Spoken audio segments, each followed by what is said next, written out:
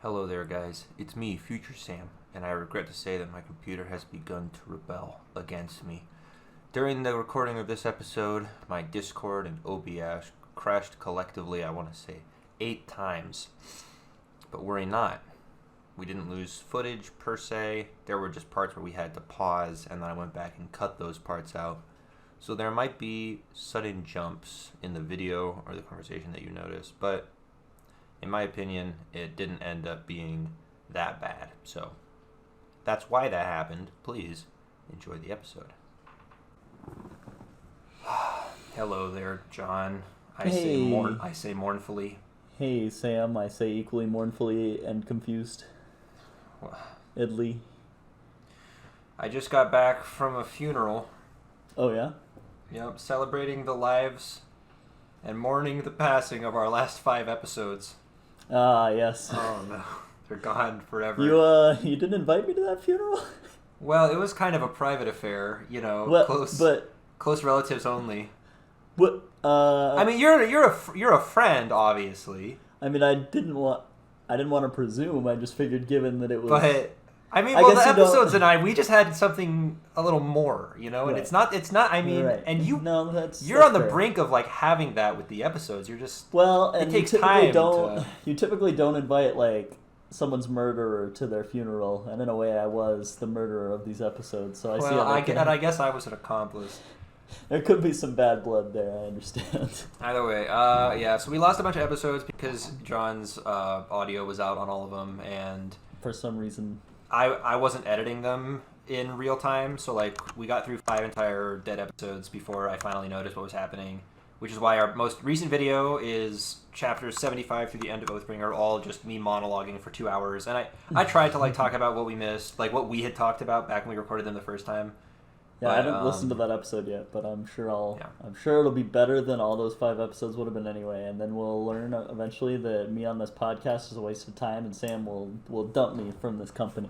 Well, I mean, that's been close to happening for ages now. But, that's true. I have a couple of ways I plan on making up for it. Okay. Way number 1, I wrote us a theme song, so all right. Busting out the guitar for this one. Hit me. Your name is John, and my name is Sam, and the greatest movie ever is Space Jam. It's Sam and John's Book Club. So I don't exactly. It's perfect. I mean, I think it embodies. And here's another thing I'm going to make up for is that I know that we do a lot of analytics on our videos and their performance.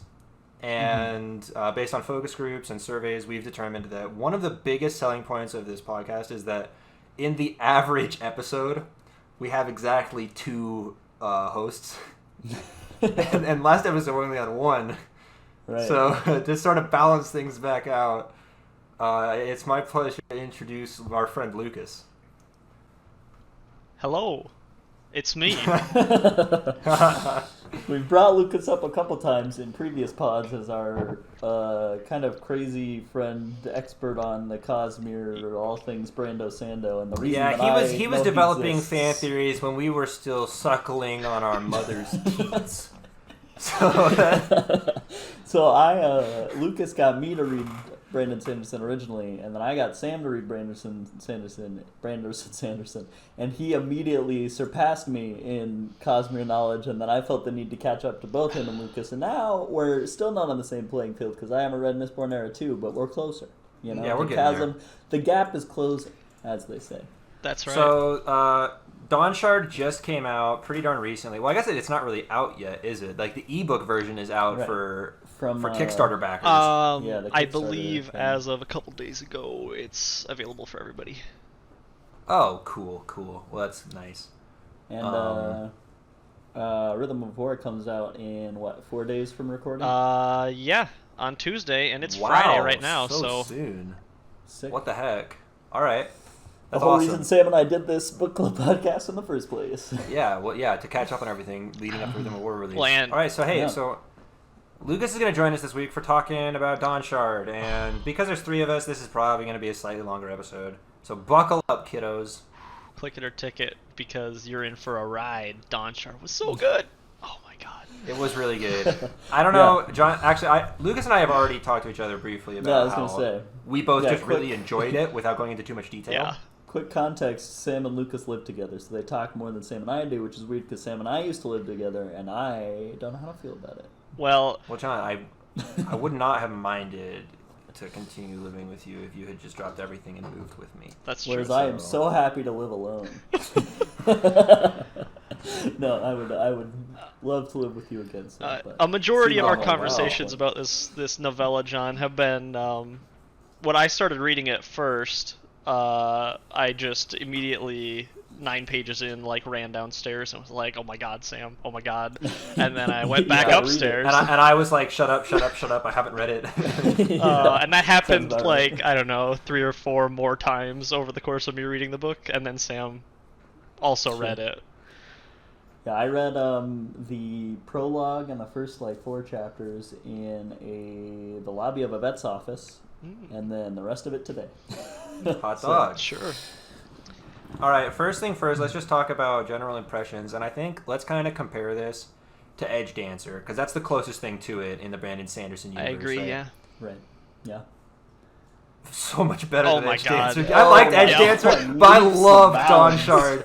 Wow. Yeah. No, I was thinking the whole time, like, I wasn't sure what to expect, because in the what do you call them, interludes that featured Risen, Mhm. I was never like super amped. Like Okay. the one where she fell off the turtle and broke her legs. That was a cool like episode, right? Yeah. But I was like, what is a whole book of Risen gonna be? Right? All right, so And it turns out substantially better than Edge Dancer is what it was gonna be. Like, don't get me wrong, I love Lift, right? Yeah. But, like, for me, it was just the sort of thing where going into this, if I had to, like, rate Risen and Lopin on a scale of 1 to 10, before and after reading this, right? Oh. After both of them just rose, like, 2 or 3 points. Oh, like, yeah, absolutely. This novella just did great things for both. Yeah. It had I me think smiling, like, all the time. Just, like, funny stuff was happening, stuff that made me happy. I don't know. It was just, like... there were no And- like really dead points in it, right? Yeah, no. It dull was moment, for it sure. was And John, I was the opposite way. I was super hyped for this novella, right? Because I have been Yeah. wondering about Amia, or Well, however and that's what I Amia, was gonna say. or whatever, for so long. Ever since we Yeah, saw that and I Kaza think that- interlude in Oathbringer, I've been like, tell me more, tell me more. Yeah. And that's what this novella is all about! Right. Well, and that's what I was Tell going to me say. I more, think part of tell the me reason it's so much better than Edge Dancer is it gives us a much bigger look at the Cosmere altogether. Whereas, like, Edge Dancer was like, what was the biggest thing that happened in that? Like, there was a Sleepless in there, Yep. of course, but it was like Nin finally faced reality, and that was like the biggest. I mean, Edge Dancer, like truth bomb. yeah, you get a little more background on Nail as a herald and Lift, Right. and she kind of comes to terms with stuff, and it's a Right. decent story, and it's important for the Cosmere Mhm. and for the Stormlight Archive, but it's just not. Right. It's not as good as this. It's like it makes me wonder, like, because it's like if you didn't read Edge Dancer, you'd be a little confused Yeah. going into yeah. Oathbringer, but if you didn't read Dawnshard going into Rhythm of War, I suspect you would be like missing so much. I actually kind of doubt that'll be the case. I have heard Really? that he wrote this intending it to be able to be read before or after. Interesting. I guess it's not exactly. I mean, I imagine the events happen either before Oathbringer or in tandem, but Anyway, so here I'm gonna read. I took a bunch of notes for this, but so here are some of the questions, John. The reasons I was Yes. I was gonna so looking forward to this novella. Some of the questions Mm-hmm. I had regarding Aomeya and what was going to be in this book. First one was, is there a Dawnshard on Aomeya? Which, of course, we learned the answer to, and it was pretty obvious given the title of this Okay. book. You know. Quick question: how did you know prior to now? And you might not be able to tell me. No. In the Kaza interlude, Oh, as it mentioned. she meets a Sleepless on Yep. the island they get to, right? She goes through the island of Akina. yeah, she goes through the wall, turns it into smoke, gets onto the island, everybody's been poisoned, including her, meets a Sleepless, and he says something to the effect of, we have secrets here that could end worlds or whatever. Yep, the secrets here could mean Right. the ends of Yes, worlds. and Right. and she says, "Well, tell me what are they? You know, if you're gonna kill me anyway, just tell me." And he says something like, "There are people that could rend those answers from your soul," which is one of the questions I have for after reading this. But that was highly suggestive because I've spent a lot of time on the wikis and stuff. That Okay. All right. you know, it was. I've read that a Dawnshard is what. So as far as the Stormlight Archives go, right? We know that after reading Oathbringer, we know that humans didn't originate on Roshar, right? Humans were from, or they came to Roshar from, what's the planet's name, Sam? Braze or something like that? Whatever. I don't know. I don't think actually know the name. When have we actually learned the name of this planet? Like, you told it to me once, but I don't know where you got Ashen? it. Ashen Oh, sounds Ashen right. sounds right. There's Ashen But and Braze. I don't know where that came from. Okay. Like, where did you get that name Yeah, from? This does might that- also yeah, be from the information wikis and I think extra. it is. I don't think this has extra ever research. been I was gonna explicitly say told to us. after I finished Dawnshard, I started clicking all through the wikis because I was like, I'm up to date now. Sure. Things won't be spoiled if I accidentally read So them. in Arcanum Unbounded here, they have they have maps of each of the systems, Right. Oh, okay. right? So you can see what their solar systems look like. And if I can find the Rosharan one, I'm going to actually look at the table of contents. Oh, wait, how many systems? Selish, Scadrian, Taldane, Therenodite, Dromonad, and Rosharan. Okay. So, what's that, 6? I was kind of hoping there would be 4, and then we could assume there was one Dawnshard in each. So, yeah, so that's another thing is, God. So now the question is, which 4 have Dawnshards? There's got to be a Dawnshard in or around the Mistborn story, right? For sure. Oh, surely. Yeah. Oh, yeah, right? 'Cause that's another biggie, right? All right, so here is the Rosharan system. And you can't see this very well. Wait, let me grab mine. Yeah. Looks like a lot of planets. There are dude. 10 planets up in here, each named after or kind of root named after one of the heralds, right?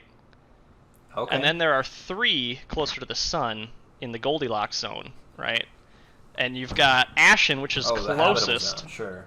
You've got Roshar, which is the middle one, and then you've got Braze, right?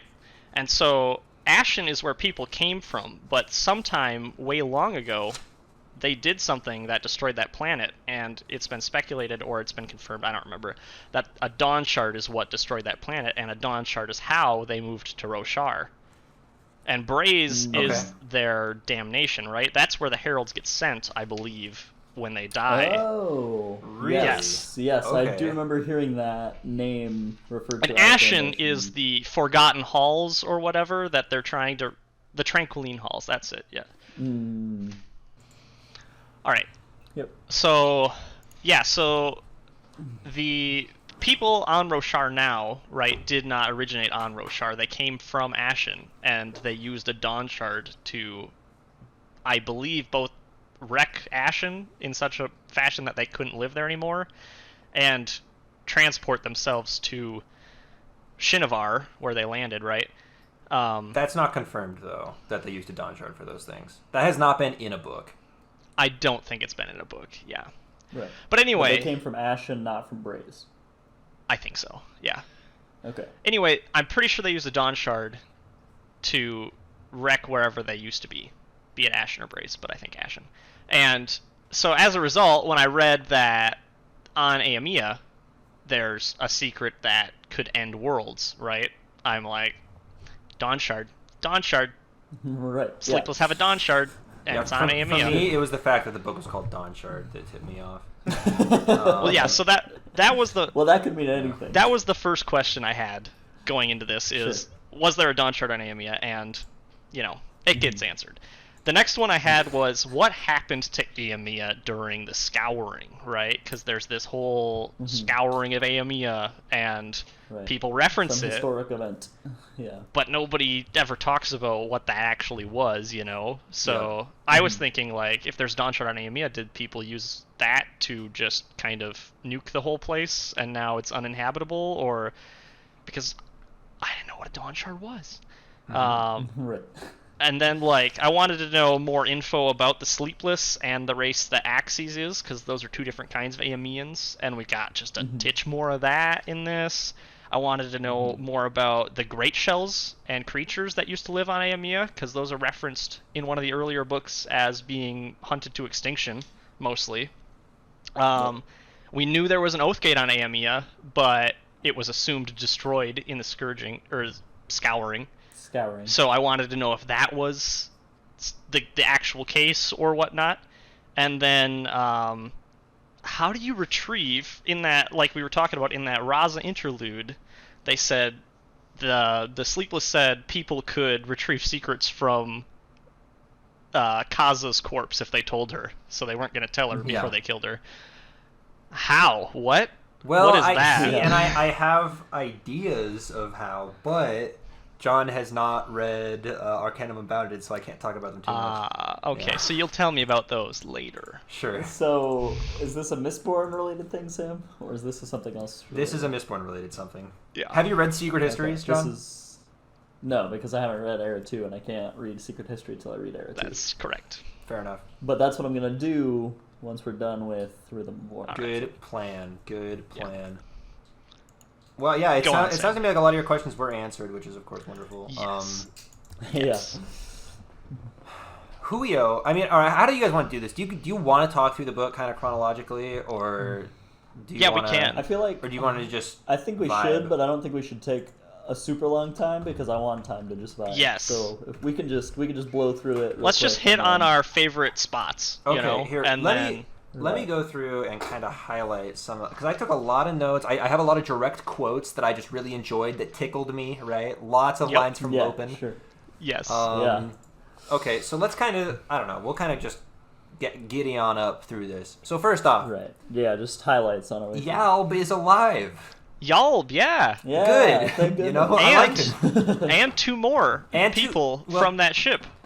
I think that the fact that there are two others was just like a way of saying like, oh, it wasn't just Yalb, it wasn't like a freak accident. No, 3 people lived. It's fine. But I don't think the other 2 are significant. Yeah.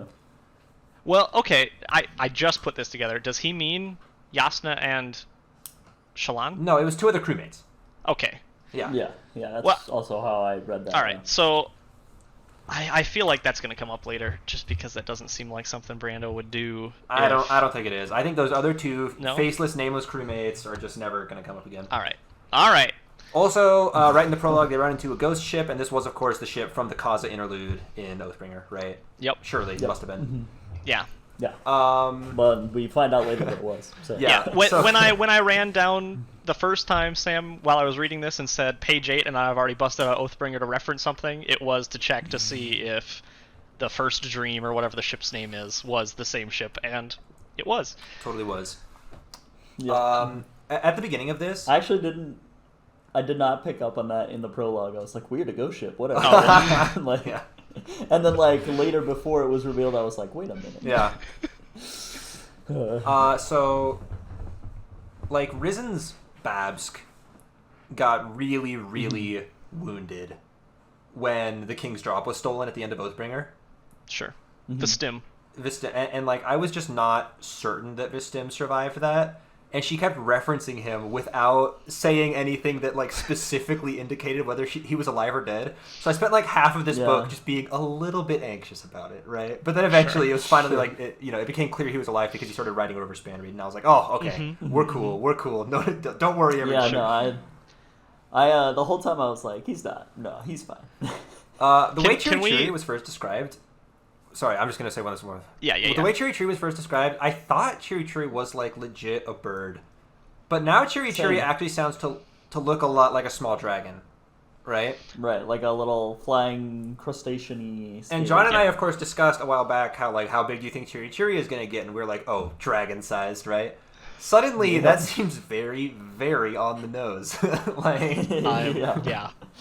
Yep. I'm really hyped for that day. Yeah. I was gonna say, can we just discuss these names for a second? Because, like, Brandon Sanderson does such a good job with his world building, in my opinion, with his naming of things. He's got all of these Vaden people who have these names that are nearly palindromes, right? Yeah, They're nearly very, symmetrical. Yep. they're very symmetrical. And then you get into these Thalen people, and you've got people named Vistim, and then Durlwan and Kulsted, Yep. or not a lot of whatever, and vowels. it's What like, are they? how do Yeah, you what do they have how do against you them? write seriously and then make it believable these names that have 4 consonants at the start, and it's every single Right. one. Yeah. Yeah, it's I've always, I wouldn't say taken issue, but been very curious about why the names of all the characters in every book I've read of Brandon Sanderson are so odd, you know? And yeah, I guess I do attribute it to world building. I don't mind it, but it's like, you know, I read Elantris was the first Brandon Sanderson book I read, and I was like, what is a Hrathen? Sure. Like, why? Yeah. But No, yeah, now I'm used to it and I'm kind of into it. when I first read them, I was like, what? You just ran out of names, didn't you? But now I'm like, these are just Thalen people, and Thalen names just Right, happen yeah. to be full of consonants all over the place. While we're talking about Yeah, it's like, world building stuff with stuff that has kind of silly names, can we bring up the fact that he just renamed the crow's nest the eel's nest? Is Yes, this was actually a big thing for me. Like, when I read that, like, I read Eel's Nest, and I was like, what on earth is he talking Sky about? eels, And then, John. like, a paragraph later, I was like, oh, because there aren't crows. I'm like, you could have said crow's nest, and I never would have, like, complained, but... I'm just surprised What you didn't would've call it been- the chicken's nest, right? Yeah, that would have been the Yeah, best if you yeah. would have called it the chicken's nest. The chicken's nest, yeah. Uh, No, I did think that was kind of funny and made sense. And I mean, it's you know, it's just another like little world building thing. One of the things that I like that not just Brandon Sanderson does, but I think this was in like Wheel of Time and maybe Name of the Wind for sure. I think is when they like curse with like a god's name. They say, you know, like merciful. Oh Doma. yeah, Yeah, blood yeah, and yeah, bloody yeah. ashes. Yeah, that was Right. Yeah. Mhm. Rust and ruin, man. So yeah. yeah. So, All right, so hey, Yeah. Risen's Larkin is sick. Chiri not feeling so hot, and it is revealed by one of the people from the Reshi Isles who gave her Chiri that she's gonna have to take Chiri to Akina to like heal her somehow. Taking her home, Legend states will for some reason cure her. So that's kind of like the beginning motivation for all that stuff. Yeah. Every time they talk about Chiri chirping, I literally just think of like mochi sounds in my mind. Yeah. My cat. Yep. In case that wasn't clear. Yeah, Because Mochi makes lots of chirping noises. She more sounds like a bird than a cat most of the time. Sure. So. Queen Navani also wants an expedition to Akina to happen because it turns out that Akina is being guarded by something that can suck Stormlight out, and there's this big storm swirling around it, and they probably have ancient knowledge there, and the Knights Radiant can't reach it through flight because their Stormlight gets sucked out and they plummet to their deaths. So they need a boat, and guess who has one? It's our friend Risen. Risen. Yep. Well, that's all I have for that show. All right. So I guess this comes up later, but it's not super plot-ish. That I just thought was kind of neat. Well, I'm interspersing vibes before we get to the devoted vibes. Oh, section, sure. But it was just cool that like you know they say the Wander sail should be able to sail through like storms because it's got like these fabrials with counterweights to prevent it from like Sure. capsizing Yeah. and lightning rods in the sails and all that Fabrial stuff. pumps I and just stuff thought too, that was- right? To Mhm. bail out the to bail water. it, Well, and yeah. nowadays we kind I of was just actually like, do that that's stuff in super boats. cool. I think with gyroscopes, like great big gyroscopes. Isn't that true? I know boats Maybe. have ballasts that I've heard of that, automatically but- counterbalance by pumping water into different sections, right? Sure. And or pumping water out of different sections. Don't some big motorboats have great big? I'm not gonna look it up. Screw it. All right. Maybe they do. Maybe they don't. Yeah, if they do, super. Either cool. way, this is the Stormlight Archive equivalent of that. Yeah. Very, how- very cool top of the line ship Risen's got, and a crew that maybe doesn't think she's top of the line. I don't know. Yeah, they just don't quite trust her, or they Yeah. don't. Yeah. You know, not as much as they did Vistim, certainly. Yeah. Yeah. Maybe she'll gain that trust by the end of the book, though. Who's to say? Maybe have to read it to find out. Okay. I love how like as we're going through, we're like, we're not gonna spoil this until we spoil it later in the Just same give us 10 podcast, minutes. because we've all read it. Here, Well, yeah, that's the you thing. know, Is but like I mean, there's no point really yeah. in talking about like theories for what's going to happen later in the book because we're going to be discussing it in 15 minutes. You know, like Right, it feels weird that to like cover a whole like novel, because this is technically a novel, like in one podcast, because all of our questions have already been answered, and everybody listening to this has probably read the whole thing and also knows what we're talking about. But Sure. it's just different from our normal. One more thing for that chapter was I wrote Fabrial chair ? Because Risen sees the giant lifts they've got at Urithiru to transport people up to the Oath Gates and down, and goes, "Hey, can you make me a floaty wheelchair?" I also with had that line, Lucas. It says floating platform instead of wheelchair ? Yeah. So yeah, which hit that nail on the head. Interesting idea, because going into this, I kind of expected Risen to maybe bond a Spren, become a Radiant, get her legs back. You know, that was kind of my expectation for. It's focused on Lopen and Risen. Does he kind of pull her into the Windrunners? Right. I don't know. I was like, it was focused so heavily upon at the end of Oathbringer and at the beginning of this that she was like, "This is the disability I have, and I'm learning to live with it." And I was like, it would be so lame if it was taken away. Yeah, I really like the way Brandon Sanderson wrote this, and he did it really well with Teft portraying like an addict, right? And I think he did it really well portraying somebody with this. Of course, I have no reference for that, but it seemed very believable to me, and I was able to relate and empathize with the character. Yeah, well, and some of the stuff he was talking about here with the support group and the loss of independence and the feelings of being a burden, right? I know that Brandon Sanderson did when he was writing one of the characters who does have a disability of sorts in Mistborn Era 2, that he actually really discussed that character with members of that community, people who did have that same thing going on, to figure out how to write them really inoffensively and accurately, right? Sure. And just like they are a character, they're the disability doesn't define them, it's something they have, and it's portrayed well, and I suspect that he did the same sort of thing with people who have lost use of their legs for this, because it all seemed really, again, I don't know, really well but done. It seemed spot on. Right?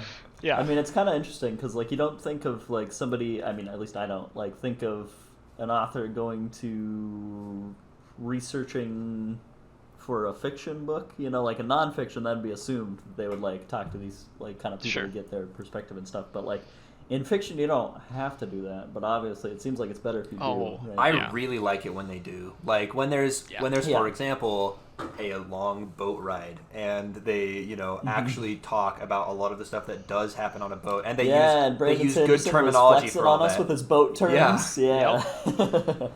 I just really appreciate, and I'm not trying to throw shade on other fiction authors, but I just think that we're all here to talk about how much we love Brandon Sanderson, but he does good research, and that he does becomes more and more apparent as I and he turns that research into great writing. Jesus. Yeah. The only note I have for Chapter 3, Sam, if we're done talking about Chapter 2, is classic The Lopen Tour. And actually, this is my first quote from the Lopen, okay? He introduces himself as Windrunner, poet, and your most humble servant. And I was like, heck yeah, Lopen. Yeah. All right, here's the thing. All right, I listen to books on tape almost exclusively for years. Oh yeah. Probably. I think it's been, holy moly, probably a full 6 years now since I've read a fiction book physically. No, I read The Martian on an airplane ride. Okay, well, whatever. It's been a while. Yeah. But for this one, I read it physically, and I preferred it, dude. I'm kicking myself. Yeah. Why have I been listening to books on tape? I was gonna ask, actually reading this was really good. Here's the thing: is that Brian Kramer is obviously an excellent narrator, right? Michael Kramer. You've done that in previous videos too, I think. Yikes! All right, Michael Kramer is obviously an excellent narrator. Okay. Yeah. But there are only so many voices and accents a person can do really, really well, right? Yeah. So the way Michael Kramer narrates, I don't know, Dalinar. Perfect. Could not ask for a better narrator for Dalinar, right? But the way he narrates Lopen does make Lopen a skosh obnoxious at times, right? Does he... I haven't listened to much. I'm curious to... I want to listen to some section just to hear what voices they make, but I also don't because I have such established like voices and accents. Well, in here's my what I mind. found is that when I started reading this, I was doing the voices as Michael Kramer does them in my head. Sure. And by the end, I had stopped, and I was doing new voices for them that I thought better suited their characters. You were doing Sam voices. So- yeah. The fact that I was no longer listening to Michael Kramer's Lopin voice, but instead to like mine's Lopin voice, made me like Lopin more. Sure. Sure. Does he do? Yeah. Have you listened to Era 2, Sam? Did you listen to Yeah. Era 2? Does he do Lopin like he does Wayne? Oh, 'Cause that's geez. kind of- that is very difficult to remember. That's kind of what I would imagine he would do. I haven't listened to a lot of Stormlight. I've read most of it, but I want to John, say he does. I want to say it's similar, but Okay, I'm just not John- positive.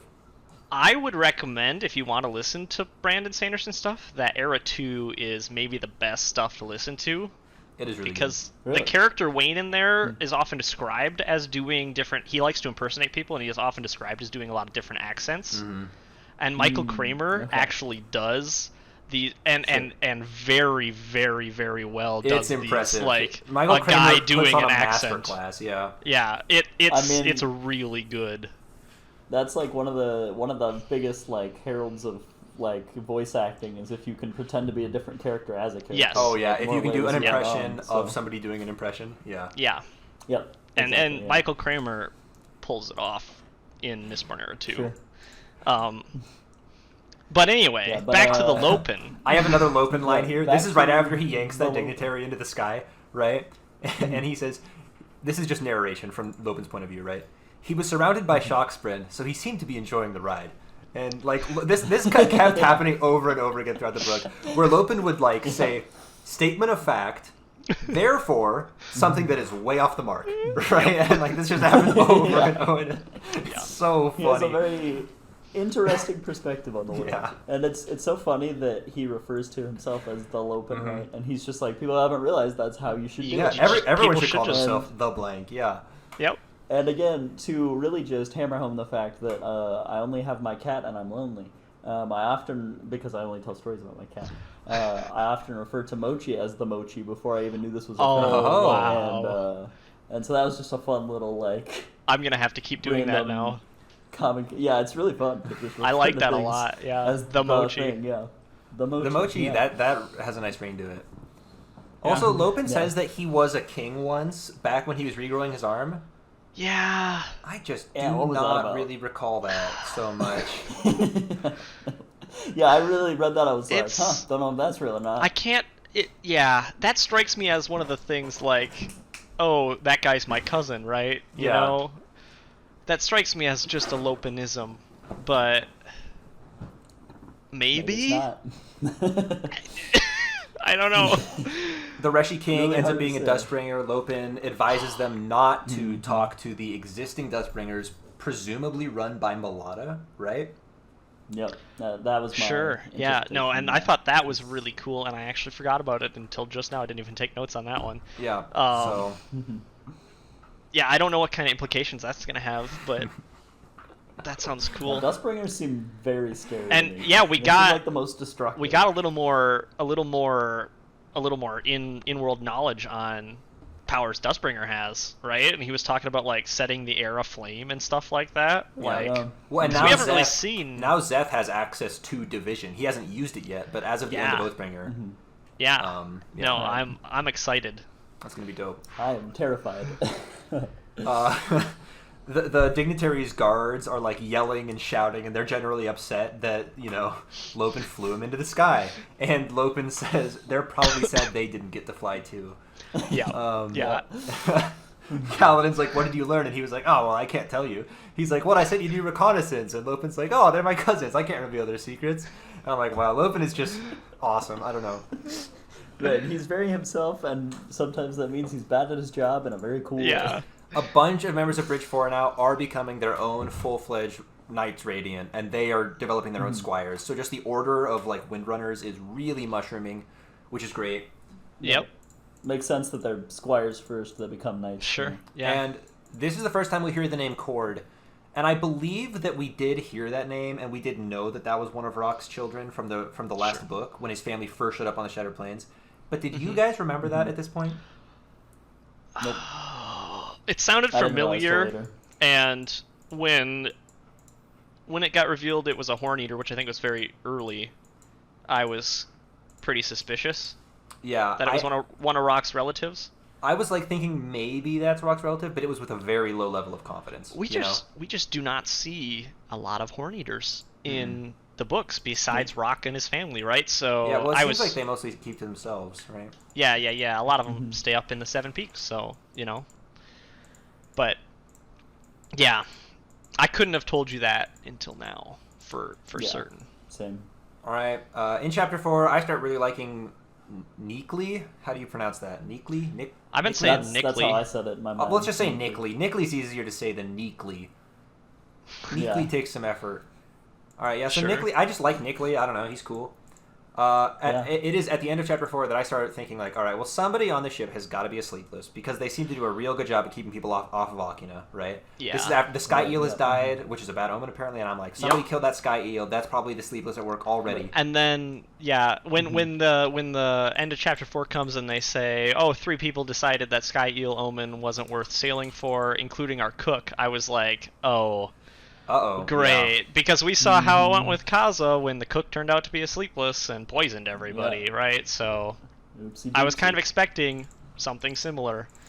And then they said, well, Cord can fill in as cook, and I was like, is Cord a sleepless right now? I don't know. In chapter 5, we have Lopin doing the whole thing where he starts like crawling around on the floor and telling one-armed Pardaisian jokes and no-legged Phelan jokes to Risen, and I really liked that as well. I was like, man, Lopin is, he's just like being relatable and like turning it into a joke, right, and helping her laugh at herself. And the few chapters in this novella where like active story wasn't happening, like the down chapters, if you will, were really enjoyable because they were just great character development chapters where you got to see these people interacting, and it was good reading. Yeah, I was smiling and laughing through like all of this. Yeah. It is briefly mentioned by Rushu that there is a curious interaction between Flamespren and Logicspren. I don't know what it is, but I want to. Like, that just piqued my interest. Well, and that reminded me, and I don't remember who this was, of the people that were studying the Flamespren back in like, where's it, Radiance, was it? Yeah, it's one of those interludes. There's some people in a lighthouse studying the Flamespren. The two like scientist types who live together. Yeah, and once they measure one of the Flamespren, then it sticks at that measurement once they write it down. Yeah. And this, I think it's driven home later in this story as well, that just like Spren are really driven by perception of them, right? Yeah. All right, so absolutely. I'm thinking with 2 gems. This is just an idea I had while reading this. If you had 2 gems and they're both conjoined to move in opposite directions, but you hold them both in one hand, could you make it so like when you clench your fist, they touch and they activate, and now it's almost as if you're holding an immovable rod in that hand? Because you could just pull forward on it. Neither would be able to move like in either direction because the other one would be moving the other way, right? Sure. So I'm thinking you might be able to use those as like ski poles, but you're not holding anything, or like I feel like there are. I think there's like I think it would be more interesting if you actually like. I feel like if you're just holding two gems that are not actually attached to each other in any way, then one's just gonna push the top of your hand this way, and the other one's gonna try and pull out from your fingers or whatever. But if you actually like put them in a rod, they're actually in a rod with a button on top. It's like a little pen clicker that pushes one down into the other. That makes just an immovable. And now, if you're gonna start falling off the ship, you just activate it, and then the ship keeps moving, but you stay still. Oh no!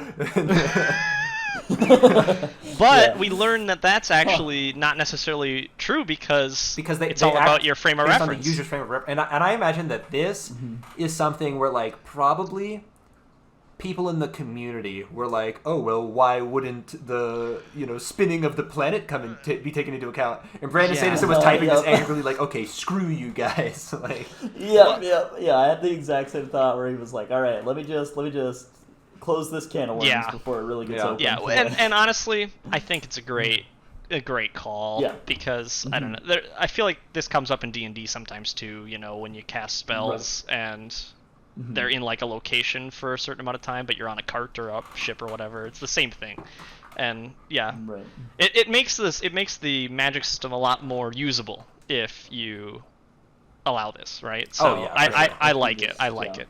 Mm-hmm. Yeah. Same. We learned that the medal that came up in Oathbringer that Hoyd had actually given to Azure to like let her hide the soulcaster. Yeah, use a soulcaster without the Fuse knowing, and also blocked span read communication. That was aluminum. That's confirmed for us here, which we had thought maybe it was at the time. We called out. Yeah. Okay. Given in Mistborn, if you burn it, it burns all your metals. Yeah, so aluminum continues to just be anti-investiture. It's like just possibly a universe-wide sort of kryptonium. Yep. Who knows? Yep. Yeah. All right. That's yeah. Man, tinfoil OP. What? There's another bad omen discouraging the journey to Aemia. Ooh, bad omen number 2. No. And this was where I actually wrote down the note. Is Cord Rock's daughter or something? And I think it ended up being confirmed really shortly afterwards. Sure. Yeah. Well, and yeah, it was like I love the. So the second omen is the grubs and the grain, right? That sounds like a expression. The grubs and the grain. Stop yucking my yum. Stop grubbing my. Hey, that's just the grubs in the grain, man. You gotta be grubbing my grain right now, yeah. Yeah, but anyway, when that happened, I just love how good Risen is just at like taking things in stride. You know. Yeah. Well, he does such a great job. After that, I have another direct quote written down, right? Because afterwards, Nickley praises her. He's like, "You're very wise," and she says, "I wish it were my wisdom," because she's saying it's Vistim who. But I write down, well, isn't it her wisdom? Because like chances are it wasn't Vistim's wisdom either. He probably got it from someone else, right? Exactly. Sure. That's exactly what I thought. I'd say that it doesn't matter whose wisdom it is. If you're the one acting on it, it's your wisdom, you know? Sure. Sure. If you're the one using the pencil, it's your pencil. I mean, well, you should give it back. But then the thing about wisdom just multiplies if you give it to people. It's not a perfect metaphor. Okay, fine, whatever. I'm sorry, John. Your metaphor sucked. Like a dull pencil. I thought Brandon did a great job of really driving home that Risen is like kind of an expert negotiator now, right? Yeah. Like she's really good at twisting words and logic into ways to get people to agree with her and do stuff. Vistim did not give her the vote for no reason. That's for sure. Yeah, no, she deserves it and she proves it. Who's the Mythbuster that's not Adam? Jamie Heineman. Jamie? Yeah, Jamie Heineman. She's like. It makes me think that Brandon Sanderson has worked like a bajillion jobs because like I love how from the perspective of Risen she thinks of everything as like a trade. Oh, you know? okay. Sure. How is this applicable to Mythbusters? So Jamie Heineman has had like every job. Yeah, he's kind of a Renaissance man. Yeah, has so much expertise. Okay. And so I was like, Brandon Sanderson's got to be the same to understand how so many like people with different lifelong jobs think. Yeah. You know. Yeah. And I mean, I don't know. It's probably pretty easy to extrapolate that. But yeah. Sam was so mean about my first metaphor. I had to go for another one, I guess. and you went for it, John. You went for it. And I did. You know, it was a calculated. So we learn here too. Surprise, surprise. Nickley's a sleepless. Uh-oh. Okay, and this sucks, by the way, because here, let's see. My 1, 2, 3, 4, 5. My 6th note for this chapter is it Nickley? He only came under her employ recently. And then my 7th note. Oh yeah, he's totally a sleepless, or I'm getting played. Who knows? And then my, let's see, 8, 9, 10, 11, 12, 13. Oh, I skipped it. My 11th note is, oh wow, I guess that wasn't much of a mystery. So I had 3 notes between me being like, oh, I totally cracked the code. I'm very smart. To just being like, no. Yeah, by the time it was revealed it was Nickley, I did have a small audible gasp, but at the back of my mind I was like, well, yeah, he was pretty suspicious. I was not really suspicious of him. I thought it was going to be some, maybe Cord, maybe some just unnamed at this point character on the ship, and then he went to the bathroom and he started falling into Kremlings, and I was like, oh, yes! Like, it's happening already! We're going to get information! And then we got the whole dialogue between him and all the other guys, whose names I've all written down here. I also have several of them written down. Yeah, but I was just... Yeah. I was happy that I did crack it like 10 pages before it was revealed, but I was sad that it that it was that close. I wish I had figured it out a while sooner. Sure. Yeah. So I mentioned this back, I think during Edge Dancer, it must have been when we had our last run-in with a Sleepless, that they really, I mean, more so Axes, but also, whatever race he is. Yep. And then the Sleepless remind me so much of whatever race that is from Mistborn Era 1. Chandra, yeah. Chandra, yeah. And yes. I got that vibe big time here. And I looked it up because at the end of this, it's revealed that, spoilers, Chiri had to bind a mandra. And I was like, oh my god, that's the race from Mistborn! And then I looked it up and I was like, no, that's just the name for Luxbrand. Oh, damn. But I loved, that was one of my favorite things of all of Mistborn Era 1 were the Khandra. And so, now that we're getting Khandra vibes, I'm here for it. Yeah, and it is eerily similar, isn't it, to Khandra? Except it's Khandra that can make multiple bodies and have a hive mind? Yeah, which seems a little bit stronger. Which is kind of even cooler. The Sleepless are incredibly cool. So we learned that there are 24 Sleepless in the world. Yeah. And that 20 of them are all kind of working together under the leadership of the first. And the other 4, Arklo included, who we get his full name, Arklo Madarian. Arklo Madarian, is kind of a rogue Sleepless. And that's cool. Right. And we don't know what happened to the other 3, but I got implications that not all of them may be alive still. Oh, really? I thought this was 24 still living. Because there was a vision of Dalinar's a long time ago where we did see a heap of smoking Kremlings. So that was a Sleepless who did die at some point. Sure. But I don't know if that's included in the 24. What I understood was that Nikli, or Nikliasorm, I don't know. who is the 24th, the youngest of the Sleepless, it in his conversations it sounded like, you don't know, you weren't even alive during the Scouring, you don't know what can happen and all this stuff, and it sounded like that somewhere along the line, I think maybe 1 or 2 of them have been ousted, and so I'm wondering. That was kind of what I was. I'm wondering if it's Arklo and 2 more, and then that maybe there's a. You're right. We did see a vision of Dalinar looking at a pile of dead Kremlings, right? So I'm thinking one of them might have died at some point. Oh yeah, a Sleepless has for sure died. I think it's possible many have died.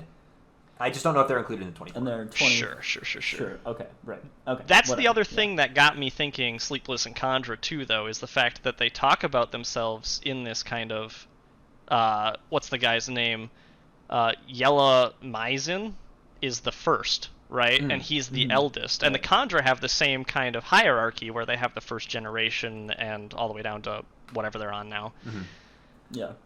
So there was a really cool line during this conversation amongst all of the Sleepless where they said, we should have a compassion for those we must cull. And I just liked that line. It was like... Yeah. It was very, you have... It was like a good way of having an enemy who you can they're not just evil for the sake of being evil, right? They have a good reason. They're good people. They just have objectives that happen to be misaligned with the good guys, right? But it's not that they're bad guys. I don't know. I liked it. Yeah, that line really resonated with me too. Yeah. So I wrote down a quote here from this Sleepless meeting that I wanted to discuss too, and I think it's the first and the third talking back and forth, and the first says, I like the bondsmith, though I know he will destroy us. And then the third says, he will not, he has made the decision of honor. And then the first replies with, that's why he will, he is more dangerous now. Or roughly that, right? Yeah. What does that mean? That sounds like this first Sleepless has seen some crap go down related to people bonded with honor. And will Dalinar destroy the world and presumably the Sleepless in it? I don't know. So we've seen, of course, Honor's shadow. That's the Strongfather. We've seen the shadow of cultivation. That's probably the Night Watcher, I think, almost definitely. We have not seen Odium's shadow, who is said to be sleeping or hiding or something. And a part of me was thinking that maybe that was also going to be on Akina. which it might still be because in terms of the underground caverns, we really didn't see a lot down there. That's true. That's true. However, the Sleepless did make it sound like the Dawnshard were the only thing they were protecting, so... Yeah. I don't know. Alright, another line I have. Arklamidarian crosses us again. Arklo, it meddles more and more. It is met with these new radiants, which was obviously Lift, right? Mm-hmm. And that was, so, I don't know, fun little throwback. Here's a question for you guys. What do you think the deal is? Like, what did he do to be separated from the 20 that are all working together? Or how do you think the relationship is? Because I went back and read a little bit of Edge Dancer in prepping these notes to make sure that the guy they referenced was actually the guy Lift talked to in Edge Dancer, and it was. And he said something to Lift in Edge Dancer that was along the lines of, if you ever meet another Sleepless, tell them you've talked to Arklo, and they'll probably have sympathy for you. Which didn't sound like they were really, like, butting heads. It sounded more like he was annoying to all the other Sleepless. Yeah. Right. Well, yeah, and that might just be because he doesn't respect the authority of the first, right? Maybe. Yeah. And Yeah. so my suspicion is maybe Arklo is the second, because we see the first and the third in this conversation, and they're quite talkative, and we don't see the second anywhere. Could be. That would be kind of That's a good dope. point. Yeah. Because Arklo is not anywhere near as good at mimicking humans as Nickley is, right? Nickley was saying that, he was getting so good, he didn't even know if he needed the tattoos anymore. Yes. These could fit together so well. Yeah. But Arklo was like, his face had to be incredibly wrinkled to hide the seams, right? And he was like wearing like a bunch, he was wearing, I want to say a big thing that covered Like a butt of cloak his face and like a something. hood and all this, and he was like really hidden. Yeah. So maybe the fact that he is so bad at mimicking a human compared to Nickley is because he's much older, and as we've kind of determined here, the younger ones are better at seamlessly integrating themselves. That's an interesting distinction from Khandra too, though, right? Because Khandra get better at producing bodies the older they get, Right. and the more experience they have with it. And Sleepless seem to be the opposite. We also learn here that, well, I guess the line is, it hurts us to kill Radiants, let alone one of the Sighted. So they have respect for the Radiants, they have respect for the Sighted. At this point, we don't know what the Sighted are, but it turns out they're Horn Eaters, so big whoop, right? So the Sleepless have respect for the Radiants and the Horn Eaters. I feel like the Sighted might not be limited just to the Horn Eaters. I think it's just people who can see Spren like the Horn Eaters. I think that's just can. Horn Eaters. It may be just Horn Eaters. We haven't seen a non-Horn Eater that can do it, but I don't know. In Chapter 7, it is confirmed that Cord is Rock's daughter, bada bing, bada boom. Also, there's a great line here about how Lopen is saying, why can't everyone just speak Herdasian? It had names for all the different kinds of cousins. And I was like, oh, cool, yeah. Like, every time he says cousin, it actually means something different. Sure. Yeah. We also learned that aluminum can block a shard blade.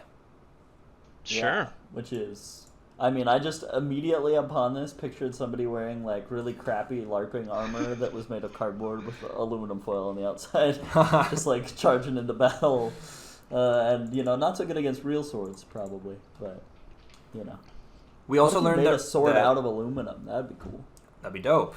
Oh, so an aluminum sword used to fight a shard blade, and your Exactly, opponent's yeah. like, why aren't you just using another shard blade? And you're like, well, I can't And you're afford like, one. "Hey, I Silly. can't afford it. Yeah. All right, so Rock, we saw him being very sad that he had killed Amaram at the end of Oathbringer, but now we learn that he is actually going back. He's planning on going back to the Horneater Peaks for judgment. That's right. Which it sounds like might indeed be a death sentence for him. Maybe. Based on the way they're talking about it. Which is it might be real bad. Which is sad. Yeah. Unfortunate. All right, these guys are getting followed by Luxbrand, which is kind of weird because it doesn't seem like they're all that lucky right now. This is where we actually hear Huio speak with Lopen in Herdasian, and it's like, wait, what the hell? Huio's like a smart cookie, dude. Right, he's so eloquent. Yeah. Yeah. And this is something that they did in 30 Rock as well with whatever that one Hispanic lady. She was one of Alec Baldwin's flames. Oh, yeah, Elise, Elisa. And she had a line where she was like, if you had any idea how smart I sound in Spanish, right? And like, Yeah. And this made me think of that. Great show, by the way. 30 Rock is fun. Watch it if Yeah. you haven't. Yeah. Yeah, but Julio is Parts just that like... haven't aged well, they've taken off streaming services. So you're good. It turns out Julio's just like super smart, which I liked. I thought that was fun. He's just not good at speaking Alethi, right? Right. That's not a crime. Yeah. Yeah. And Cord's not good at speaking Alethi either. So, Match made in heaven. Match Sorry, made in Lopin. heaven. Lopin has a thing for Cord. You knew that, but all right.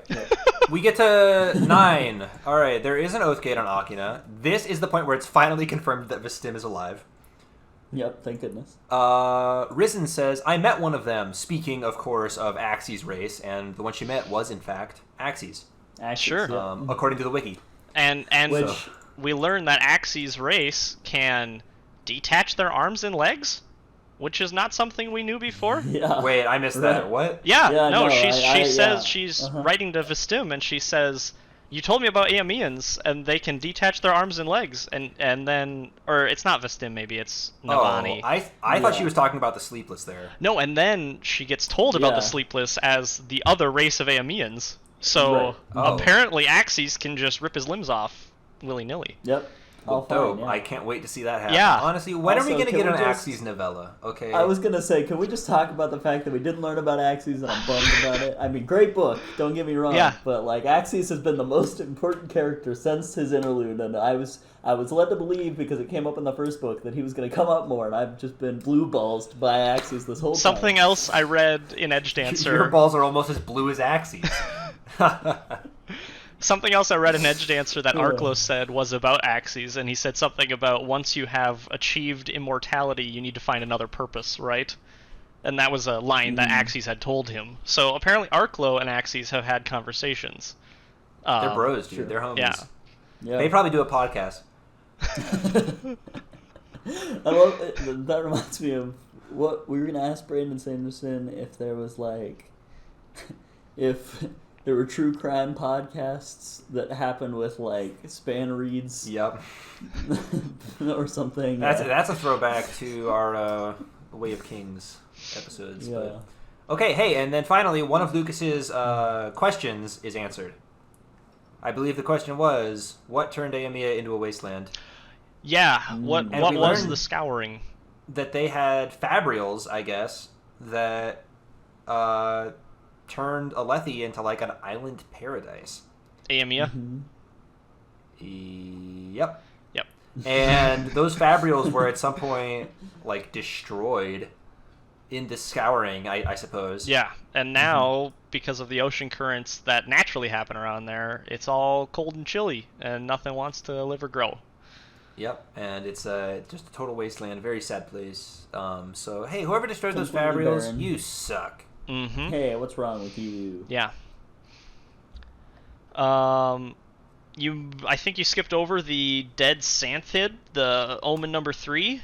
Oh, I did, yes. because, I mean, that happened. I don't have anything to say about it. Right. Sure. I loved that Risen immediately was like, yeah, this is a good omen. We gotta take the corpse with us. And I was like, that corpse is fake, and they gonna find out. And then they do. Yep. I did not think the corpse was going to be fake until it started breaking into bugs, and I was like, oh, yeah, that makes sense. Yep. Yeah. At first, I was like, wow, how did Nickley kill a Santhid? Yeah. Like, I what are the kind of chances? suspected he maybe had like other sleepless Killasanthid and put it there for him. And Yeah. then she started talking about, wait, what if a Lightweaver's on board and could fake it? And then I'm like, oh, it's just Kremlings that look like one, isn't it? Oh, yep. I did not get that at all until it happened. And I was like, Risen, you're so good at thinking about things. I wish I Yeah. were good at thinking. Risen's smart as heck. Yeah. There was another line I really liked where Risen said, it seems that group, she was talking about the Alethi, right? It seems that group kept secrets out of principle. And John and I are so consistently angry about how all of the main characters keep secrets that I was just like, heck yeah, Risen, good line. Like, Yeah. Yep. Like every time, like back in Oathbringer when Adolin finally confesses to both Shallan and Dalinar in different instances that he killed Sadia, Sam and I are like, wow, and Alethi being honest, how refreshing. I feel so renewed. Yeah. There was another great part here where I love this. So Lopin is talking about how, like, the only thing I can truly know is myself, right? And and I wrote down the note before I continued reading onwards, right? Like, haha, Lopin is accidentally doing philosophy. And then shortly afterwards, Rushu is like, have you read, whatever? And she's referencing, like, an in-world philosophy book. Right. I thought that was an interesting, philosophy that, the world is the thing changing, you're the only constant, right? Yeah, well, that's like legit. There is a real world philosopher who says like that exact stuff. Sure. Right. Just kind of fun. All right, moving onwards. Chapter 10. Woohoo, we're like halfway done or something? Yeah. I was going to say, we're like, we'll breeze through this and vibe, and now we're like just taking our time. Well, yeah. Well, I knew it was going to be a long one. I mean, heck. Yeah, it's fine. Whatever. We don't have anywhere to be for 45 minutes. Yeah. All right. At this point, Risen has started sussing Nickley a little bit because he keeps trying to convince her to turn around, and everybody else is like, we got to get to that island. And at this point, also, there's mention of a person called Plamry? Yeah, who is like Nickley's assistant. Where did he come from? Or something. And I swear, I have never seen this name before. Yeah. Yeah, I feel like when that came up, I was like, he just popped into the universe just now. Yep, same. I feel like that was we're writing a novella and it's already too many words, so we're just going to pretend exposition happened that didn't. You can figure it out. Yep. Yeah, so they end up being like, oh, okay, Nickley's the sleepless, let's drop him off on an island or something. Mm-hmm. And then there are two Lopin quotes that I took from this that I really enjoyed. At first, he's saying, I wish I could swim, like some sort of underwater creature built to move through it easily and swiftly. Or, well, like a fish. And I'm like, I don't know why, that made me laugh. And I love that earlier he asked, like, how fish breathe. How fish breathe, yeah. He was like, oh, that's just common knowledge? How come nobody was going to tell the Lopin I bet? Huh? That was my only note for chapter 5. Keeping this from me, yeah. Also, another great this is maybe one of my favorite Lopin quotes from the book. You didn't let your friends drown in nameless oceans during a frigid storm. That was, sure, basic friendship rules right there. What a cool scene, too, when he just dives in and saves the guy and is, like, lashing himself through the ocean. Oh. Yeah, one of my favorite quotes from that was when they were like, you saved his life. He was like, yeah, that's kind of our thing. Yeah. Just very casual about it. He was like, yeah, just doing my job. Ain't no thing. Yeah. All right, at some point, I want to say we switched from chapter 10 to 11, but I think I missed the exact boundary. All right, at this point, I'm really starting to get confused about the Luxbren. Why the heck are they following the ship? Why are they urging it on in its journey? Oh, well, we find out. You want to talk about Luxbren for a second here? Sure. I'm starting to think they're a lot more important than... This novella has really made me think they're a lot more important than we previously understood, because they're coming up a lot. And Luxbren, if you remember, are the things that pull the ships in Shadesmar. Mandras. Oh, yeah, right. I think you're right. Yeah. Mm-hmm. Yeah, I remember that. So yeah, that makes a lot of sense. And I was like, okay, so I have two very big soapboxes, and I got on one of them the last time Sam. Can you put a foot on each of them? Oh yeah. Okay. Oh, for sure. I'll write a book someday involving these things. But one of my big soapboxes is time, right? And like time manipulation of books, and my other is about luck in general, right? Sure. Okay. Both hands on the screen now. And I just think, oh man, this is a big thing I had in college, a big discussion I had with people. So one of a saying that I came up with instead of good luck, and I've changed it over the years, is at worst to be sufficient, which isn't great, right? It's sufficient, which is kind of funny. But because saying good luck, like this doesn't have to become a whole discussion, but like when you're saying good luck, what are you like telling the universe, like, hey, my very small sway over luck, give it to this person for this time being, for their test they have to go take or whatever, right?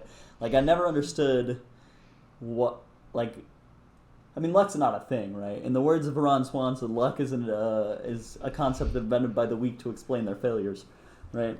So, like, luck doesn't exist, okay? Okay. And when it does, you're like, saying good luck is somehow like you're using your influence to give people luck. I thought it was dumb. So I don't know. It's just interesting. Like, so John, you're kind of looking at the phrase "good luck" like it's supposed to be some sort of spell that we're casting. Yeah, I think it's more of a. And I'm going to disagree with you because I think that people say stuff to each other all the time that has no effect on anything at all. Right. Right. Yeah. No, for example, like, have a good night. Like, that's not going to change anything in the world. When I say that to you, No, I know. nothing physically changes anywhere, right? Right, and I'm not actually. And similarly, like, when going I through say the world, good like, luck, I'm not literally trying to influence the universe. I'm simply saying, like, hey, if it means anything to you, I hope the elements outside your control work in your favor, right? Right, Like, right, yeah. It's just, No, I it's get just that. like it's like courteous. I just think I don't that know. in the same way that time is an interesting narrative device, I think luck also is, right? I don't think in the real world, like, it has any, like, bearing on events or anything, but I think if you were writing a fiction story, you could have a lot of fun with the implications of luck. Deadpool. There's a character named Domino. And her superpower is just that she has excellent luck. Yeah, Right? right. I think that's dope. Yeah, no, it's super cool, yeah. Well, you know Mistborn Era 2 secrets, right, Sam? I mean, yes. Do I remember all of them right now? No. Well, it doesn't Have I even been it doesn't exposed to even them? come up Yes. in the book. Besides that, there are more metals, right? But Oh, sure. you can store fortune in a metal mine, sure. right? So you can That makes bank sense. luck for later, Oh, I think I do remember that. which Yeah, isn't used in Mistborn Era 2 at all, but Yeah. it's I don't know, an I've ability. written- So someday I'll go back to making a podcast I was making by myself one day, where I write different things and then just read them, and that's the whole premise. But for the 2 episodes that I have made, I've written one little mini essay thingy about what I think of time and one mini essay thing about what I think of luck. So, Sure. you know, just fun concepts to as a Well, should we narrative move device. on from John shilling his own podcasts and Yes. get back Okay, to Chiri Chiri Always be dips plugging. into the water. Okay, Chiri Chiri jumps off the boat, leaps into the Yes. water. She's following the Luxbrand. They find the And island. this- They find the island, and then This reminds me of a specific epigraph from Oathbringer. Oh, does it? You two were probably thinking, where did Chiri Chiri go? We don't know, but Sam was over here knowing exactly where Chiri Chiri went Sam with because his big brain. the epigraph to Oathbringer chapter 63 reads, I returned to the tower to find squabbling children instead of proud knights. That's why I hate this place. I'm going to go chart the hidden undersea caverns of Aemia. Find my maps in Akina. I cannot express to people listening right now how happy I am that Sam realized something about the Cosmere before Lucas yeah, did. Like, hats I off was to on my you, Sam, phone. because I completely forgot about that epigraph. But as you started reading it, I was like, I remember this. Hold on. I already. I remember So- this. I So keep I mean, notes on my at this phone of point, I was notable like events, and pretty this sure is I one of knew what them. was gonna happen. I was like, they're gonna find this old Radiance map of the underground caverns in Akina, and they're gonna follow it to some dope treasure, probably Okay. in Dawnshard. And that didn't really end up happening, but like, Yeah. No, I mean, I from this very moment, I was like, yep, undersea caverns coming in hot. having reread the Stormlight Archive up to this point by watching your guys' podcasts, I am not that fresh on Aemia, and I was honestly a bit shocked when they said, "Oh, we have parties on the main island of Aemia, but Akina is this little sub-island that had the city and the Oathgate on it, right?" And I was like, Yeah, "Oh, yeah. So Axie's people probably come from the main island, right? And because Akina is just, as I understand it, that's just the Sleepless and the Dawnshard. Like, Well- that's what's on Akina. the Sleepless say they're not even from this planet, so I don't know if Axis people are Oh from this no, planet." but this is their home base now. Yes, Right. yes. It would make sense to me that Axis people lived on the main island, sure. And actually, I'm inclined to agree with you. Axie's people are probably not from this planet because they don't got Carapace, which is just sort of a Seems to unifying be, symbol yeah. among natives. Yeah. Yeah. All right. Yeah, so Chiri A Chiri really dives fun underwater. line. Yes. A really fun line from Rushu comes up. They're like, "Can we collect these gem hearts that are just lying on the beach?" And she's like, "Oh yeah, get them! Yeah, get me those riches." And That's they're like, right. Wait a minute. You're an Ardent. You can't. You're you an can't ardent be into scholar." wealth. And you're not allowed to like own things. And she replies, "Doesn't mean a lady can't lie on a big heap of gemstones." And I just like that line. Like up to this point, Rushu Yeah. has been very like almost robotic to me. Yeah. But here Right, she got kind of yeah. sassy and fun, and now I like her. Yeah, up to this point she's very like super nerd, like, oh, I forgot to show you these Fabrials 2 days ago because I've been thinking about them so much, and now she's like, And now she just has a straight up diamonds are a girl's best friend moment. But she doesn't, because are they diamonds? Oh, also at some point the floating platform wheelchair was invented and we kind of skipped it. Yeah. Okay. Oh yeah, that's great. You guys Also, read it. You guys read it. aluminum- You're watching this. Yeah, you read it. Also, we learned that messes with storms Fabrials, just do that'll not be hit cool Akina. somehow. Yeah. Where were we? We were talking about cultivation's perpendicularity, Cord referenced it, whatever. All right, moving Cord's on. knowledge. Yeah, earlier we found out Cord actually knows about the gods who don't sleep, aka the sleepless, too. Yes, and I think it's safe to say... Oh, and actually, she references specifically a... that's in chapter 15. Lunu Anaki, he is a trickster god, warned them during my grandmother's time. And she's talking about Hoid right there. Hoid is Lunu Anaki. Interesting note here. You guys know that her name, Cord's name, in like her full Horneater name, it has 2 apostrophes in it, and between those 2 apostrophes is the word Lunanaki, which is very similar to Lunuanaki, right? It is. I never would have caught that. So I'm curious if, like, did Rock name her after Hoid a little bit? Is Rock Hoid's son?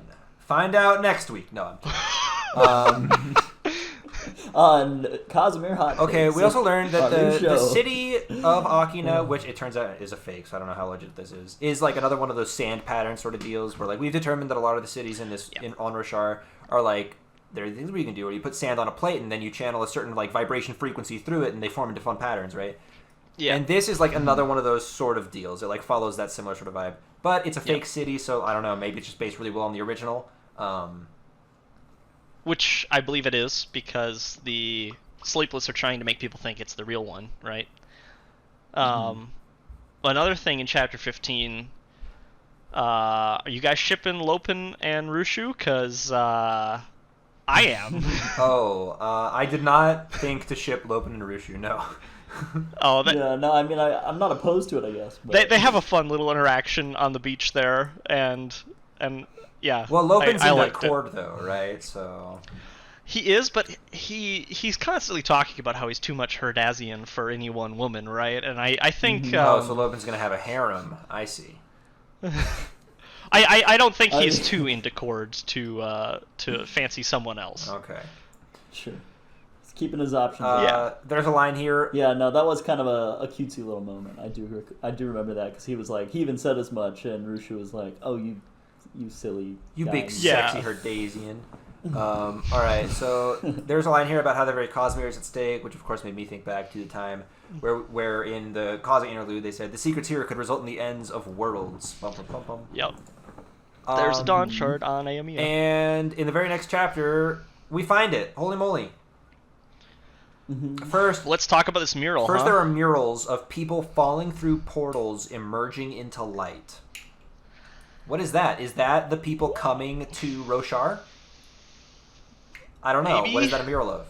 And then there's another mural, maybe. a much more significant mural, of a sun being shattered into pieces, into 4 pieces, each of which is shattered into 4 pieces. Into 4 more pieces. That sun, of course, just has got to represent Adenalcium. It is.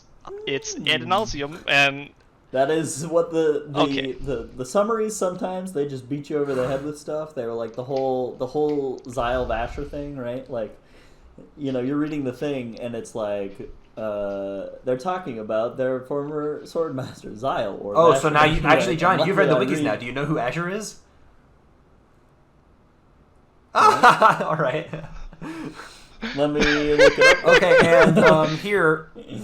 I have known for a long time that there were 16 shards, but I have never thought of them as being categorized into groups of 4.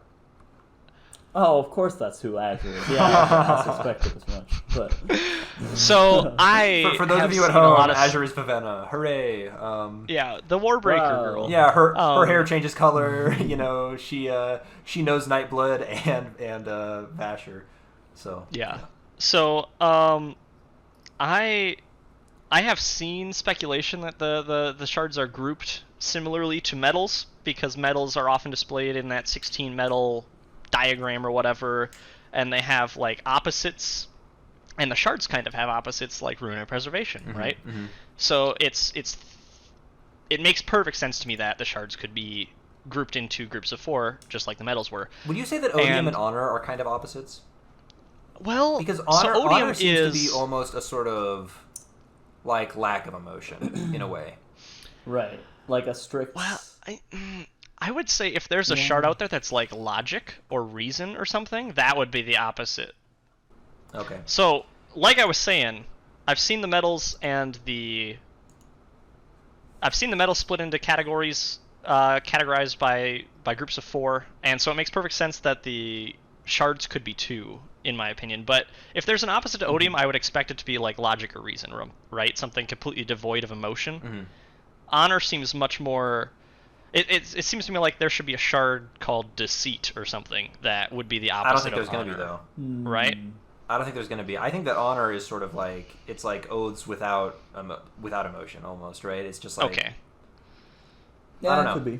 Either way, I think that this basically confirms to me that the shards are going to be divided into groups of 4, and that each group of 4 is going to have a Dawnshard that sort of like categorizes Yes. all of them in that quadrant, right? Yes. So that makes me suspect that honor is in the same category, or one of the shards on Roshar, and now that I'm thinking about it, maybe cultivation, because her thing is growth, is in the same category as ruin, because we find out that this Dawnshard's thing is change. Yes. Right? And Ruin is kind of the poster boy for change. That's his whole thing, is I want to destroy endlessly and keep changing things. I agree. I was thinking about the same thing exactly, Lucas. And I agree that cultivation has 100% got to be in change. And I think that Ruin is probably my next best candidate. Oh, yeah. Yeah. And That makes sense. I don't know that honor or odium fit in change I don't think they do. well, right? Yeah. So that's interesting. But is there another Dawnshard on Roshar? I really kind of doubt it at this point. I also doubt it. I think they're going to be spread Right. out. At first, before reading this novella, which is very exciting for me, I assumed the Dawnshards were all in the Rosharan system. Sure. And they were part of Rosharan magic, right? A third magic, like in Mistborn. And I think they're Cosmere wide now, which really makes me want to go reread everything, right? Because have we seen hints of Dawnshards in the past that we just didn't realize it, you know? So something else that they bring up in this is Dawnshards. Dawnshards are commands, right? And there's a line in here that the greatest surge binding, I think is how they say it, requires or can't be fathomed by normal man, and it requires intent and command. And both of those are capitalized. They're important, right? And that got me thinking that these 16 shards, those I think are the intents of Ad Nauseam, right? And the Dawnshards are what's not intent left over from Ad Nauseam, right? They're the commands, right? So I'm really worried that in the right hands, could one of these Dawnshard, like in the hands of a shard, could one of these Dawnshards be really, really devastating? Probably. And is that what happened, you know? Yeah, and actually, let's get to that in a second, because that's kind of discussed a couple of chapters in the future here. But I'm going to talk about a few more things. Yeah. So we learned the Larkins are the guardians of ancient sins. They were the original guardians of the Dawnshard, and they have since there are too few of them left. They've crumbled. So the sleep has kind of taken up their mantle. Yep. But they are pretty much straight up dragons. They are totally dragons. Except instead of fire breathing, they suck out stormlight and void light, investiture, and presumably any other forms of light. Risen does a thing where she does. She joins with the Dawnshard, doesn't she? She looks at the mural and then her head gets warm. And my accidentally. my comment on that is, Exclamation mark, question mark, exclamation mark, question mark, question mark, exclamation mark, question mark, exclamation mark. Yeah. So Yeah, no, reading that whole thing, I was like, what in the world is happening? Did not and then expect I read that. the summary, and I was like, what in the world is happening? so- and then I kind of like, it makes more sense as you finish the book. here I was expecting by the end of the book Risen to bond a spren and get her legs back, and no, instead she looks at a mural, hears some funny words, say accept it, know it, and then change in all caps, and now there's a Dawnshard, and it's her. Risen and is the Dawnshard what? now. Yeah. What does that mean? One of the guys, the Sleepless, says, "We have seen the end of worlds and vowed never to let such an awful event happen again." So chances are that they are from a dead planet, just like the humans. Huio ends up beating Lopin to the punch and saying the third ideal before Lopin can figure it out. But don't worry, Lopin gets there. Great scene. We do indeed learn that the Sleepers are not native to this planet, which we've already discussed. Another great line. There are forces in the Cosmere that we can barely identify, let alone track. Evil forces who would end worlds if they could. They are hunting this place. Now that the ancient guardians of Akina are all but extinct, we Sleepless must protect it. So, the forces they're talking about, are those the shards? Or is that something else? I kind of think it's something else. Yeah. I did not get the impression it was. So this makes it sound like there is some non-shard entity of hunting the shards. Dawnshards. Yeah. It seems like their enemy is not like Odium, but a group almost. Yeah. Some world-hopping aliens culty or whatever. organization. Yeah. I want to mention in that beach fight, this is kind of funny, or in chapter 17, which is when the beach fight happens. Nickley and Risen are talking in the caves, and he says something about he used to be on Longbrow's ship, which was 400 years ago, I guess, to kind of date him, right? And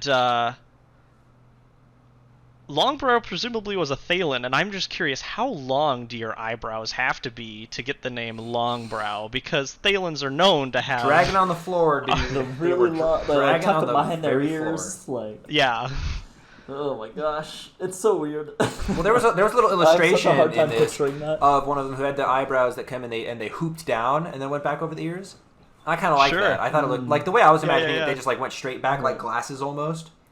Yeah. And I did not like that as much, but the fact that they were like hanging down more decoratively, I was like, oh, I kind of like that. Okay. So does Longbrow have that, and then it goes into like a ponytail back there, and Right. then maybe he wraps it They around? droop down, touch the floor, come back up and over the ears. And then they droop and hit the floor on the Holy back. moly! Now those are some long. And they brows. actually serve as suspenders for his pants.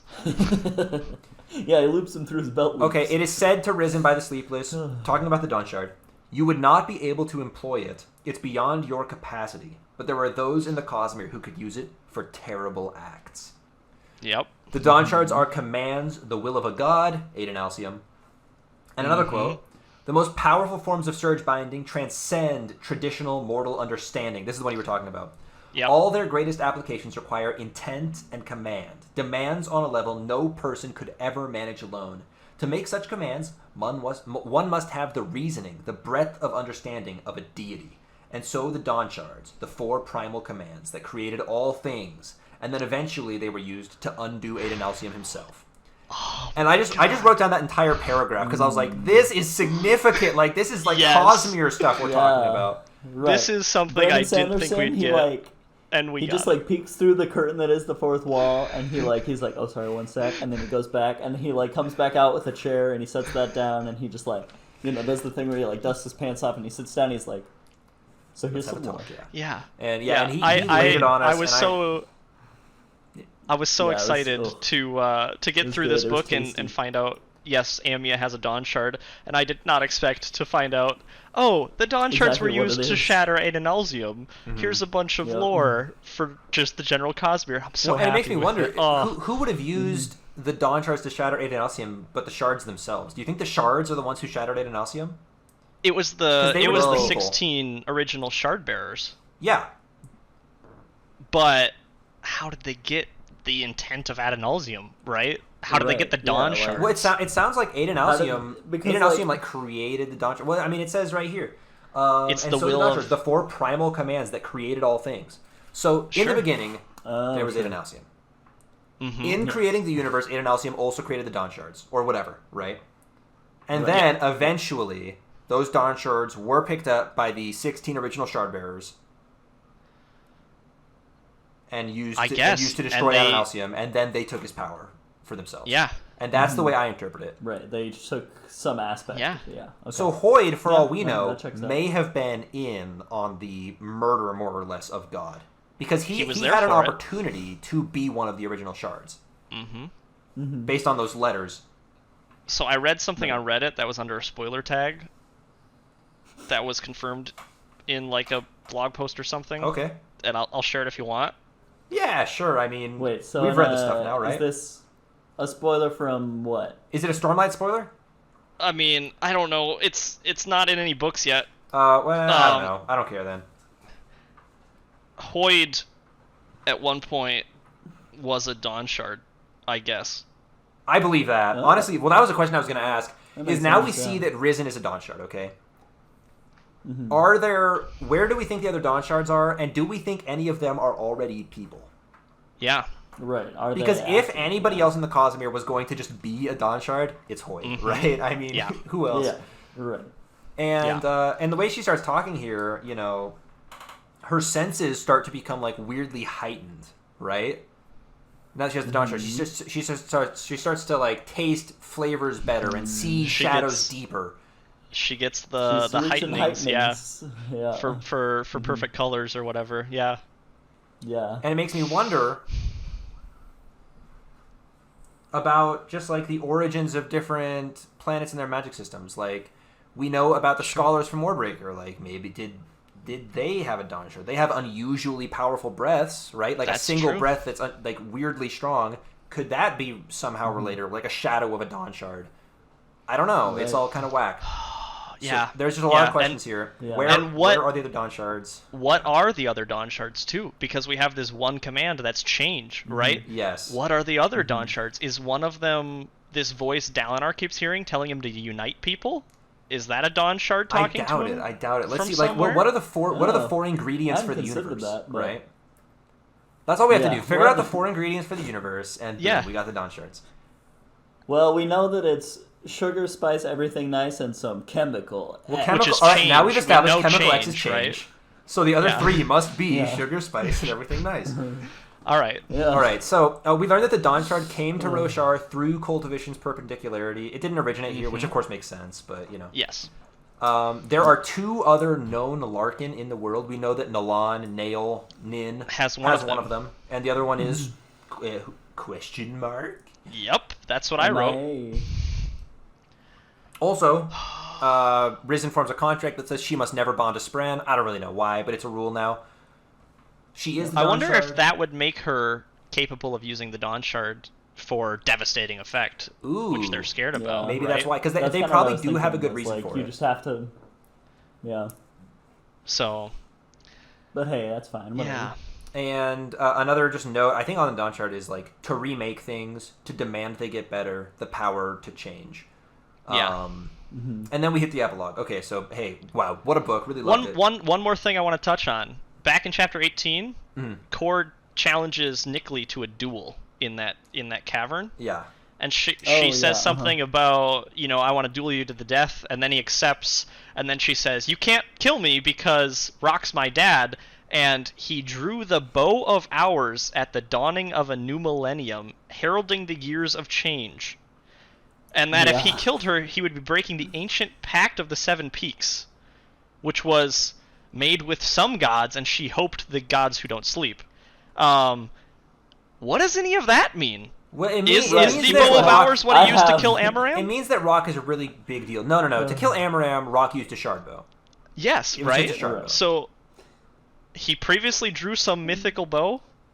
He had drawn the bow of hours way back in the good old days. And I don't think this was related to him killing Amaram in any way, because there was another line earlier about how Rock, Spren had strengthened his arm as he held the bowstring or whatever. Yep.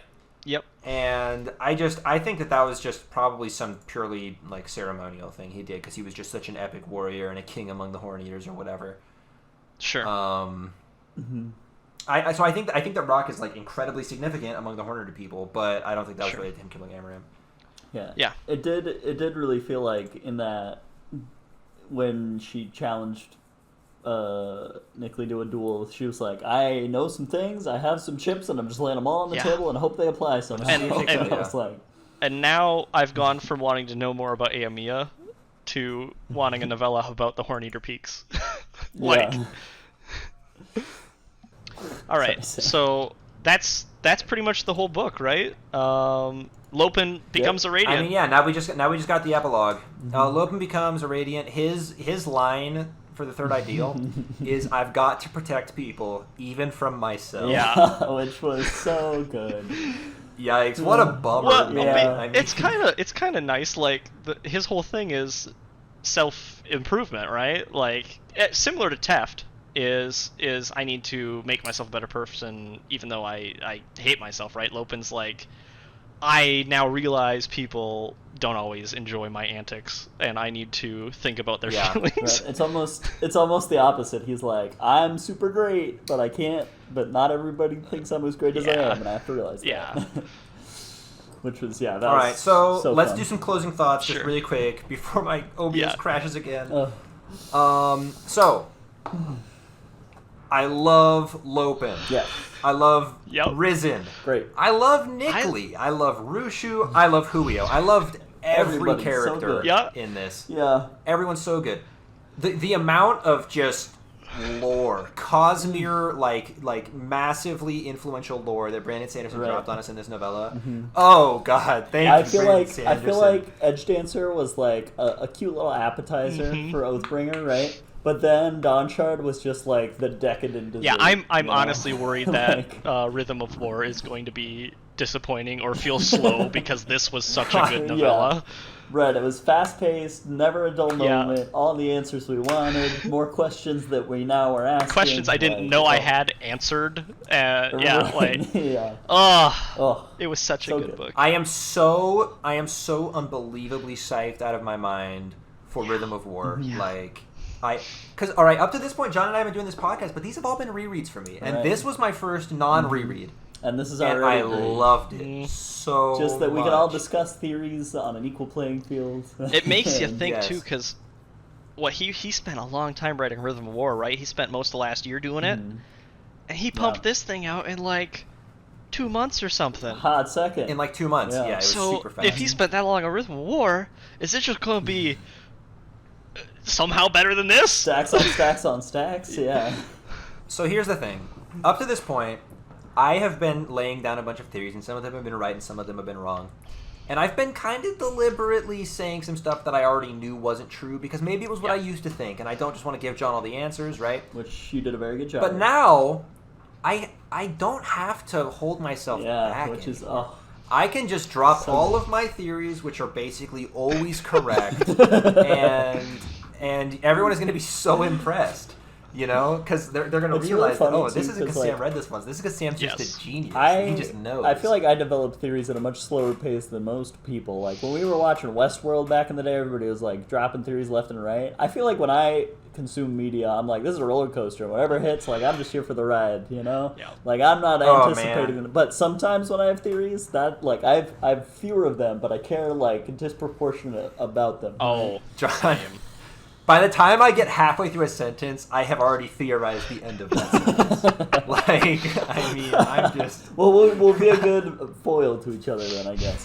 Yeah, I'm on it like crazy. Yeah, Okay, let's so see how that's that going to wrap it up for today. We've got to end this before my Yes. OBS Yeah, crashes quick again. note. Next time, we're going to be doing something crazy. Yes. It's not going to be a book We have a review at all. lovely 1 week vacation between the end of Dawnshard and the beginning of Rhythm War. What are we going to do? Don't worry, dear listener. Podcast a-flowin' tier list. will still continue. Tier list. We are going to be doing a tier list in which we rank, and I've adjusted my stance on this. Yes. Not... No! Alright, well, I don't know if Sam was serious, but he said if his things crashed again, he would never come Yeah, back. let's So I'll just wrap finish. it up right here, John. Right. So I'll continue saying what Sam was going to say. His original intention was to make a tier list of every named character, which we're no longer going to do because there are too many named characters that just don't matter at all, right? So we're going to split the work up. Each of us is going to pick a certain amount of characters we think worthy of ranking on this tier list. Lucas will be there as well for this. Yay. It'll be super fun. We're going to rank them. It'll be a fun little palate cleanser right before the war. It'll be a good time. Join us next week. Yeah. Any parting thoughts, Lucas? No, that's the plan for next week, and I am very psyched. And it's probably a good idea that we're not doing every named character because we got a bunch more in this book, and like, yeah. Oh, geez, there would be 2 hours of who is this? I don't care, D. You know? No, right, yeah. So it'll be long regardless, but it'll be fun. So anyway, so join us then. Yeah. Thanks for joining us for guest starring here, Lucas. How do you guys end this? I'm Sam. And I'm John. And this has been Sam and John's podcast. There's Book usually club. some kind of ridiculous, like random stuff happening at the end, but this is long enough already. Let's wrap it up. Bye, everybody. See ya.